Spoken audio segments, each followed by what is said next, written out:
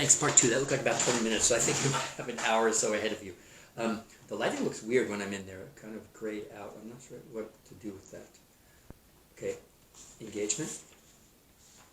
Okay, taking a look at the tech platforms I'd like to speak to now. Oh boy. The approach to school at the beginning of the year was full of stuff, anticipation, substandard trainings, high expectations, and I'm still swallowing and understanding that. When I look at what we're expected to do and provide for students, there's 4 platforms. Zoom, I realize, is my decision and insert in light of the like common chats and things, because I was holding those in parallel to the Teams classes that were the video lessons, as well as the specialists coming in, and I still am not certain how that works. It appeared that you can only have one account open at a time, is the error message I would receive. So that's where the Zoom idea came in, and I know it adds one more complicating factor to the work. I'm hoping to learn better about Teams breakout rooms, groups, and small group use in the weeks coming up.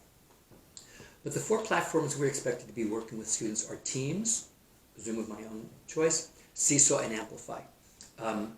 And I'll be honest, I thought that was an overreach, considering the amount and degree of training we were given at the beginning of the year. I found that distressing, that we were given very brief trainings. Some of them didn't work. They literally failed and could not get the software up and running, and then we're expected to use them within 2 to 5 days afterwards.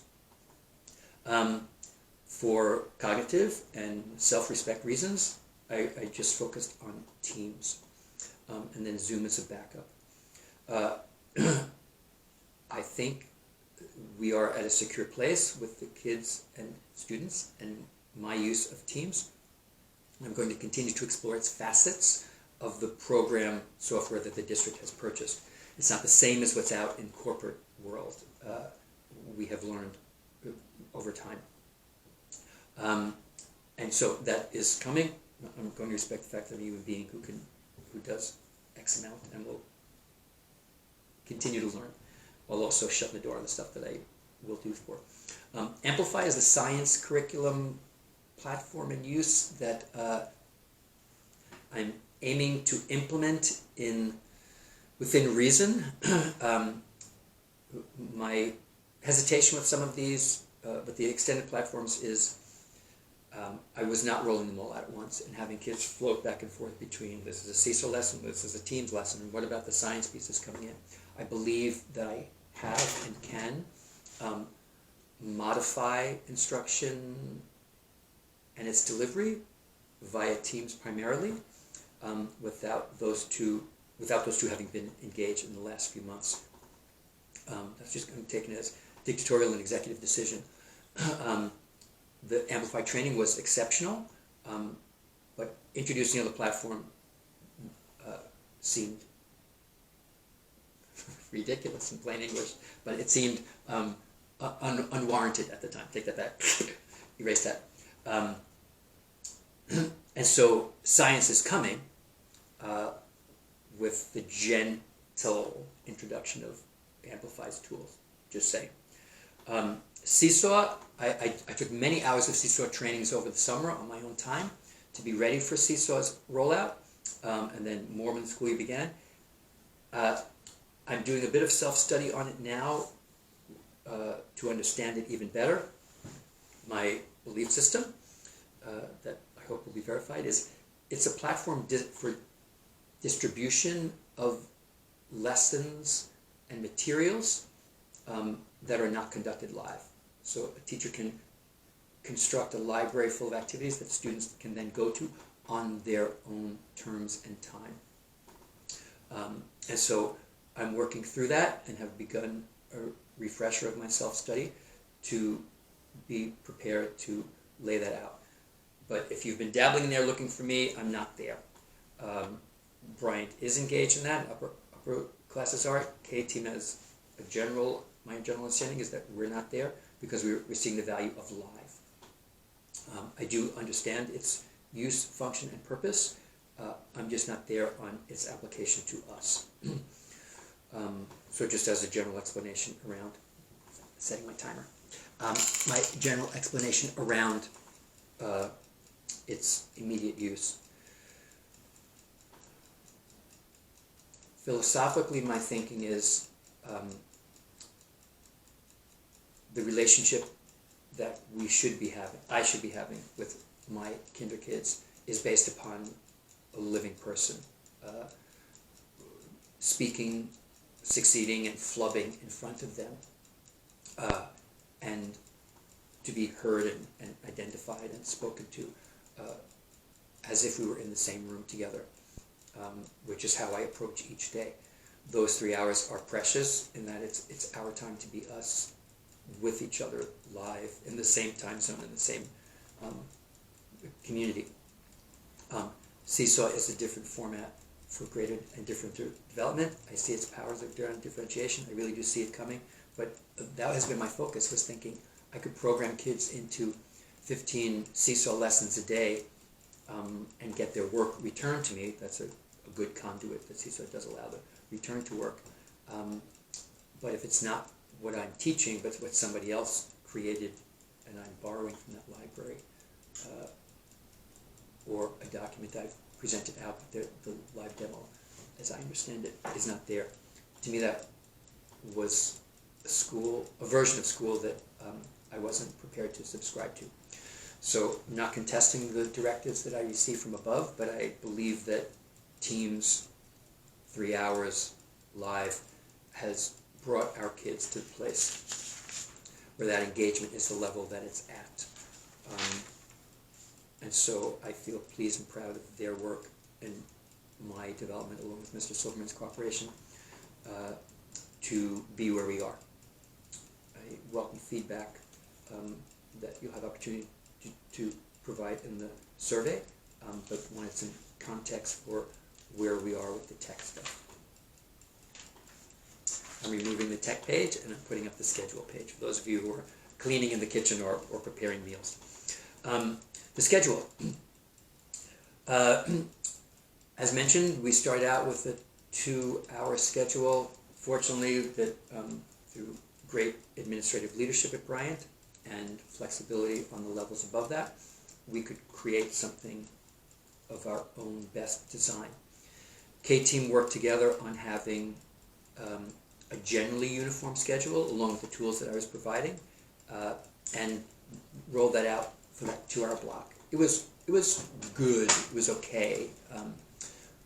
When we added the third hour in, I was still locked into the kind of idea and the directive we had of an hour of literacy and close to an hour of math, and then other pieces added in, and fell into that lockstep until I recovered from it. And then that's where the newest schedule came in, which I feel extremely pleased with its success. Kids' stamina has increased. There's less of the interrupted movement breaks, although I'm going to revise that a little bit coming up as we build that duration and attention to the screen. I really like what we have now. You arrive and there's a solid hour of instruction, including welcoming and warm-up, and then a 10-minute break, about a 45-minute slot, 50-minute slot after that for math, ideal, 10-minute break, 25 minutes for various tasks, 10-minute break, 25 minutes by see you later at 11:30. Mr. Silverman and I are constantly just going, look at the time. In a really good way is that I believe it's really chunked out well for what we are delivering to students and what we're expecting back from them. I'm not making any big changes in that format, that linear, deliberate format of instructional blocks and recess seem to be clear. A little bit of flexibility of 5 minutes here, 5 minutes there, but we're really trying to stick to that. What I am looking at is some internal changes in the schedule in light of where we are, what's coming in the next couple of weeks, and then what happens in January. I am working on the plan sheets for those. We're not going to see much change that you would necessarily see from your side, but that patterned process of the letters at the beginning or so is going to be changed a little bit. We did finish studying the 1 word a day for the kindergarten words. That's been removed. That buys us new time. That was considered word work. It was replaced with Rhyme Game, which allows for a phonemic awareness and a phonics approach to decoding skills, which is understanding how words are built, construct and deconstruct, which leads to reading fluency and reading success. The lowercase letters finish in 2 more weeks, I believe. I think it's the Friday of the 2nd week. And that's going to buy us 20 more minutes, which again will move into a different set of reading skill development. And so I'm going to shift some of those things and put the kind of fluency comprehension work at the beginning of the day, and pull back on some of the phonics and phonemic awareness towards the end of the day when some cognitive power is decreasing. And a couple of other small things in there, which we'll talk about. But I do feel good about the revisions that I'm making in the schedule of things coming up. Yeah. I'll mention it now. A new piece that I have been ruminating on for a very long time is this peer social interaction is irreplaceable. First, context is irreplaceable. The turning and looking and talking to people, the group management, the small group, the walking online, the recess, that just can't be replaced this way. And a major element of that is the relationship building, this way and this way. And so I'm trying to keep the dynamic this way really powerful and momentum building around I'm worth watching and paying attention to and learning about, and then the come and say hi, come and chat as a way of building this. And then small groups, small academic groups, continuing relationship building while also being academic focused are compensatory actions that I have instituted to attempt to compensate for the loss of in-person peer-to-peer interactions. Something I am introducing at this point on Thursday, I'm calling identity. And it comes from a variety of considerations and concepts and philosophies that I have back here and bringing forward for us to know more about each other.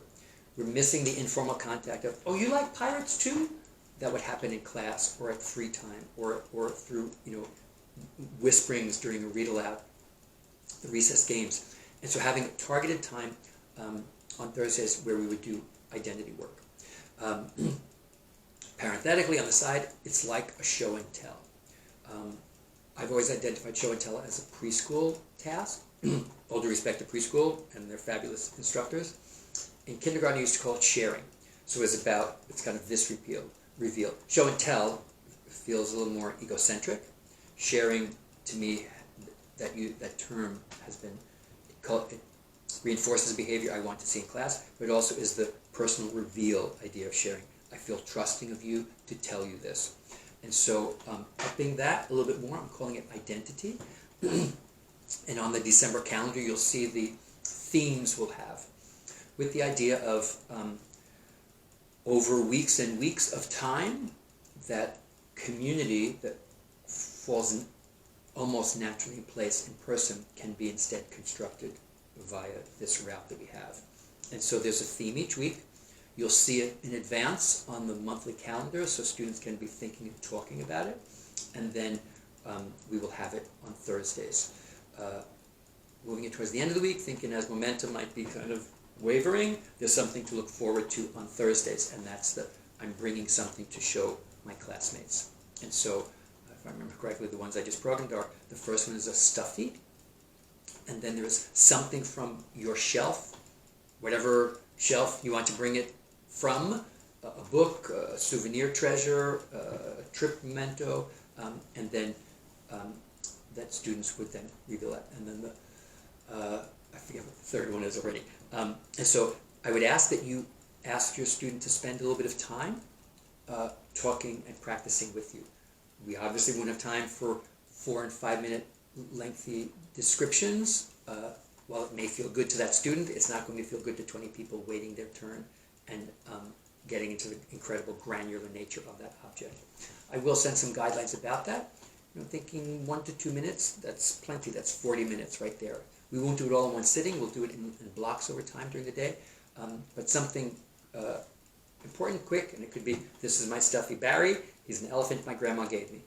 That's just as good. So I think there's great potential in that work over the course of the year with the themes instituted as a way of providing that sharing piece. So I hope that students will participate. All optional, and it may take a week or two for some of the quieter, more reluctant students to see how it goes before they join in, and no pressure, but it is an invitation. Okay, thank you. I think that's all the pieces for the schedule that I wanted to talk about. Okay, the differentiation piece is kind of a follow-up to that as well. The assessment week is coming up, the week of my return. I'm going to use that information to then build towards academic skill groups. I'm aiming for a reading group and a math group. Every student would be in a reading group and a math group per week in that 12 to 1 o'clock block, aiming for 15-minute slots with 4 to 5 students in each one, ideally. Of course, that's based around the academic information I get from the assessment and where I see that student performing. That is no different than a typical year would be. In a typical year, September to December, as I speak about a curriculum night and every opportunity I can, that's when we build the momentum of a 13-year career in education. Hyper-focus on K, but having taught high school, I know what the origins of high school success comes from, and it's not just from 9th grade. It starts earlier. And so students being committed to education, self-managing, materials managing, property management, taking care of their peers, respecting peer boundaries, etc. That's all cultivated in those first 3 months. All year long, but definitely highly emphasized in those 3 months. And then those students' independence and work habits are groomed during that period through how I masterfully manage the classroom. And then we start moving into small groups, usually the last week of December if we're lucky, but then into January. And that's where students would come back to the back table and be with 4 to 6 peers, and we read the same books together. We'd come back and do some targeted math work. And everyone else would be working at literacy or math centers out at the rest of the room, tables and floor by themselves. They only get there after months of practice. Very carefully dispensed the task, the self-management, how you take care of the materials you needed. And so we're right on target to do that. So if you, so just reassure that there are elements of this atypical year that are typical. And so part of that is the differentiation for students to be in those groups with me or with Mr. Silverman or both of us as we have those groups. Similarly, embedded in the lessons of the day, if we were in classroom, I would have a formula and a process for students to leave group instruction. Most of the fall is all group instruction, typical year as well, and then go do something that's perhaps skill-wise a little bit elevated from the work we might be doing. For example, we might be doing word work, rhyme family, as we would do up front. Cards, pictures, matching, close your eyes, I'm going to hide it. And if a student has that skill set very clearly and is reading, levels above what's expected in kindergarten, that student would know of a place in the back, black fold with a star on top, a set of blue papers to go back and know that I feel secure with this information, and I would have had that conversation with that student, and we know that we might just nod to each other, and that student goes and gets work and then works on that at their desk while we're working up front. Not all students opt to do that, even live and in person, because the dynamics and the theater of upfront theater education is great, and they don't want to miss that. It's fun to participate in what I'm teaching. And so even if they have the skill set, at that point for them it's about community, not about am I sounding out the word sat correctly. It's this part of school. So recognizing that. And I want them to make effective decisions for themselves. What I'm hoping to institute successfully, I'll be instituting it successfully is what's decided, is also a level of that for students to remain with us in group. This is my brain place. Remain with us in group, but as maybe we're getting more granular and specific about the numeration right now, and the student has this concept clearly in place of the team numerals or computation under 10, that they'd be able to similarly go and take one of those papers from their stack. Not leave us, but maybe just, be off camera if that feels better to them, or to just have this paper and work on that while the live instruction is happening here. What I'd be doing is sending out those papers as kind of challenge packet through either in-person pickup or through email for folks. And gonna finish this topic in a minute. Is to have that option on the side. I want to be careful about not targeting only some students and ignoring other students. So I'm working out the management of that in a way that maybe it goes out to lots of people, everyone, and then you can try that on the side and see if your student likes it and is successful with it independently. If you're teaching that lesson, then that school tool isn't useful for them, because the idea for that would be you can do this independently, just as you'd be in class. I would not be teaching you this work because I'm teaching everyone else. You can work on this independently. If you choose to instruct it, then that's a different track. But if it's involving all of that instruction, then they should be with us learning the main content at that time. And then those sheets would be applicable and useful later on, just as a kind of instructional guidepost. Not denying anyone instructional access, but just that idea of if you're teaching it and it's independent work, then it's no longer independent work and it's instructional content. And so it's a problem to solve and a mechanics to deliver in a way that makes sense to the best of my ability. But I just recognize it's time to differentiate remotely, and it can't. I don't see it only as being small pull-away groups, as having students the ability to do that. So when they do feel that this 15-minute lesson is underserving them, there's an element of paying attention, but it's different than paying attention when it's live and in person with 20 people sitting around you, as it is in kind of their work cubicle at home. So that's the mentality around that decision on my part. Let me talk about small groups in just a moment.